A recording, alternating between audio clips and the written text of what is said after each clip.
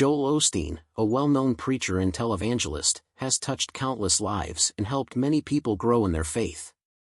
However, despite the positive impact, he has found himself caught in a series of controversies that have cast a shadow over his ministry, marriage, and personal life. Now, a surprising new development has surfaced. Joel Osteen may be facing sentencing, leaving many to wonder if this marks the end of his ministry and what lies ahead for Lakewood Church. What events led to this potential sentencing? Join us as we dive into the controversy that may have brought him to this devastating point. Joel Osteen's ministry has long been a source of controversy.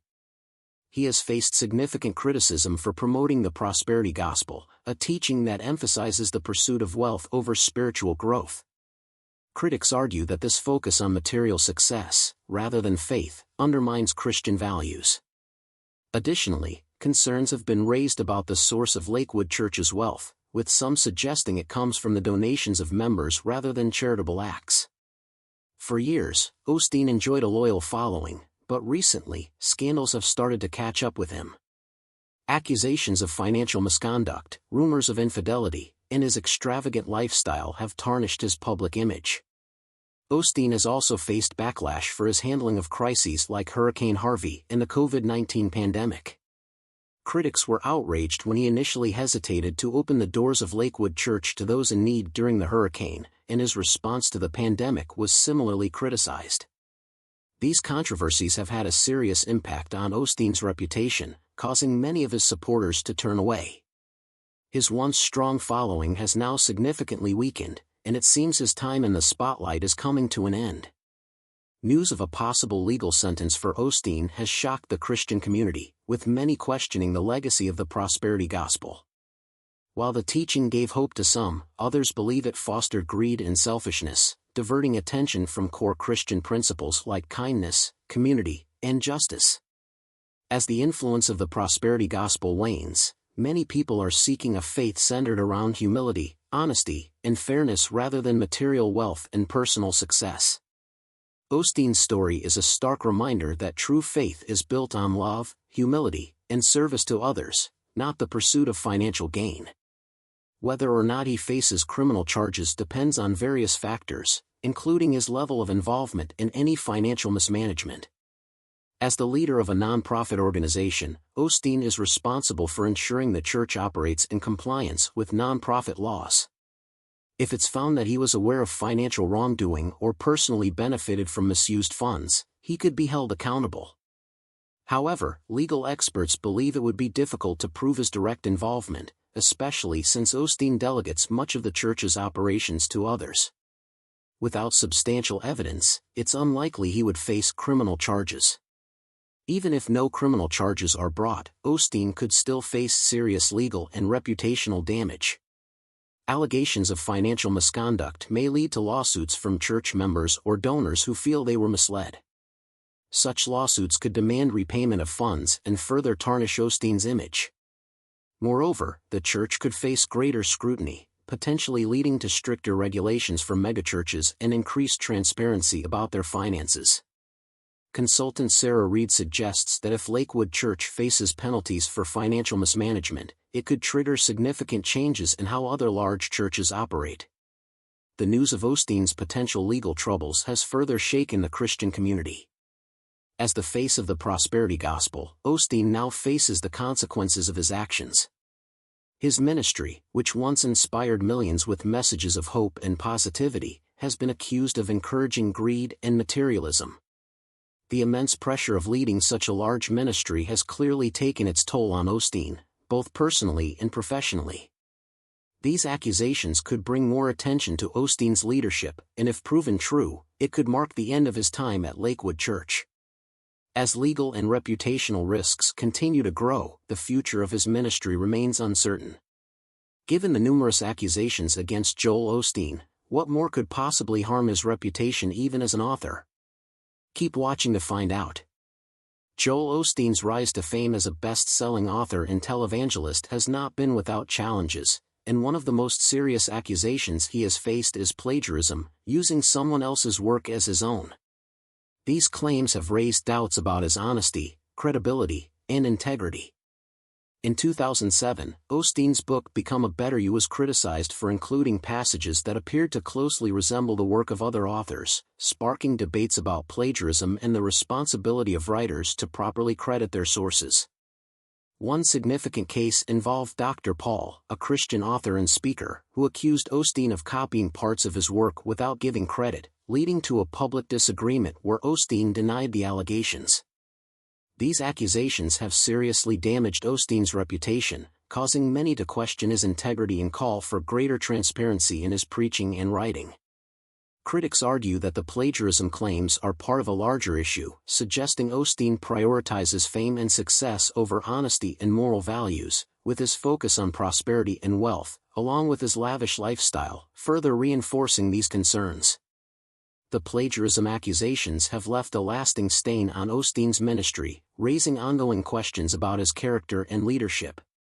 In light of the controversy surrounding his leadership at Lakewood Church, what are his family members, particularly his sisters, saying about it? Stay tuned to find out. It became more apparent when Bieber recently spoke out about his faith. During a personal discussion, Bieber bluntly called Osteen a liar. Although he didn't name Osteen directly, his comment sparked a lot of speculation about his feelings toward Osteen's ministry.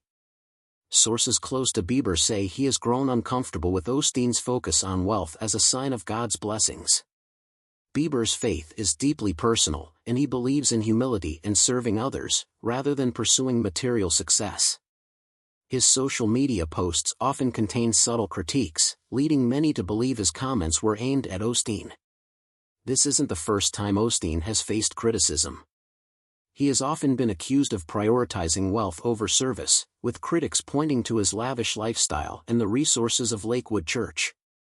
Bieber's decision to speak out has sparked mixed reactions. Some have praised his honesty and courage, while others question whether it's appropriate for him to speak out so publicly. One thing is clear, Bieber's comment, "He's a liar," has reignited a debate about authenticity in modern Christianity. Even with all the challenges Joel Osteen has faced, he continues to stay strong in his journey.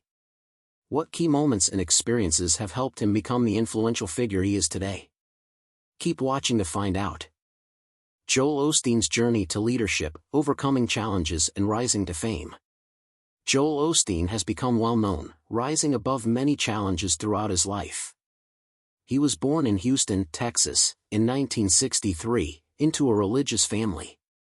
His father, John Osteen, was a pastor who founded Lakewood Church in 1959 in a small feed store. Joel grew up with 5 siblings, all of whom helped the church grow. However, Joel was not the obvious choice to become a preacher. While his siblings embraced preaching, Joel was quiet and reserved, preferring to work behind the scenes managing Lakewood's media production. For 16 years, he worked hard to make sure every sermon was broadcast perfectly. Things changed when his father became ill. Although John had often asked Joel to preach, Joel had always refused, thinking public speaking wasn't for him. However, when his father asked him one last time, Joel agreed. Sadly, his father passed away just days later. This tragedy left Joel grieving and facing an uncertain future. Despite his lack of experience and formal training, Joel felt he had to continue his father's work. This decision changed his life and surprised many. At first, people doubted Joel could take over for his father, especially since he was shy. For the first few months, he tried to imitate his father's powerful preaching style, but he soon realized it wasn't his true style. A turning point came when Joel read a Bible verse that reminded him to serve his generation in his own way. With faith and persistence, Joel began connecting with people in an honest and relatable way. His sermons, full of positive messages, spoke to people seeking hope. In just a few years, Lakewood Church became the fastest-growing church in the United States. Taking over the church in 1999 was a big challenge for Joel. He knew he couldn't preach like his father, so he decided to use his own voice, focusing on hope, positivity, and God's blessings.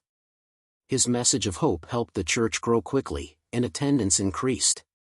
In 2005, Lakewood moved to the Compaq Center, a 16,000-seat arena that had been home to professional sports teams. Joel didn't limit his impact to the church building. He used the media to spread his message, increasing the television budget and securing primetime slots. In just a few years, his sermons were being broadcast in over 100 countries, reaching millions of people every week. His friendly and approachable style earned him the nickname the Smiling Preacher. Joel also wrote books that helped spread his influence. His 2004 book, Your Best Life Now, became a bestseller, offering 7 steps to reach full potential. He followed it with more successful books like Become a Better You, continuing his message of positivity and self-improvement. Joel Osteen's sermons often avoid deep or traditional theology. Instead, he focuses on simple, positive messages, often repeating that God wants people to live better lives. While this approach has helped many, it has also been criticized.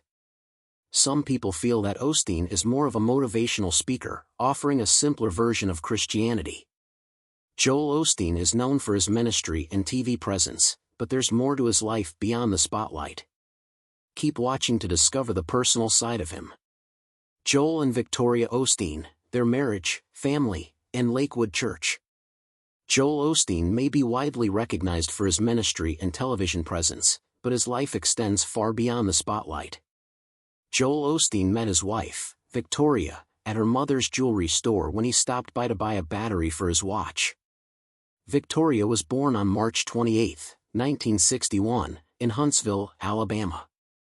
Her father, Donald Aloff, worked as a mathematician on the Saturn rocket project for General Electric, and her mother, Georgine, taught Sunday school and ran the family's jewelry store.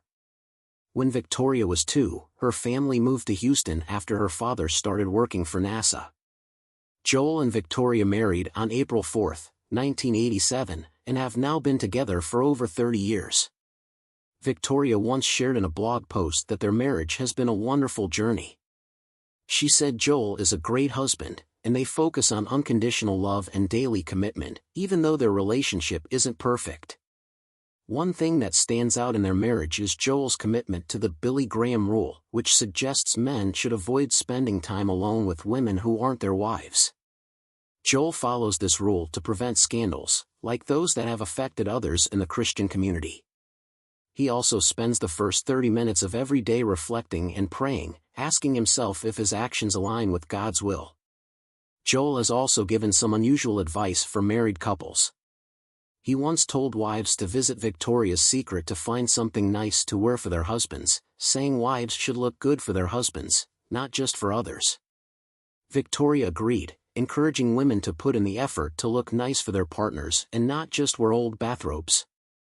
Joel and Victoria have 2 children, Jonathan, 24, and Alexandra, 21. Both are musically talented and have been involved in Lakewood Church since they were young. Jonathan preaches to the church's youth group on Sundays, but when asked if he would become the senior pastor one day, he said he is focusing on the present and looking forward to the future. Joel and Victoria are co-pastors of Lakewood Church in Houston, Texas, and both have written books. Victoria's first book, Love Your Life, Living Happy, Healthy, and Whole, was published in 2008, and she has written several other books. Joel's first book, Your Best Life Now, 7 Steps to Living at Your Full Potential, was a New York Times bestseller in 2004, and he has since written more than a dozen other books.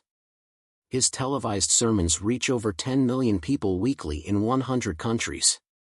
The Osteen family lives in a 17,000-square-foot home in River Oaks, Texas, worth more than $10.5 million. Joel has said he doesn't take a salary from Lakewood Church, which has a $7 million annual budget. Instead, he supports his lifestyle through book sales. What do you think about all the controversy surrounding Joel Osteen?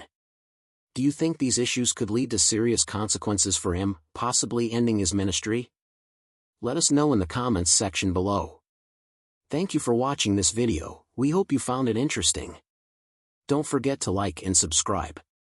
Click the next video shown on your screen to catch up on your favorite celebrity stories.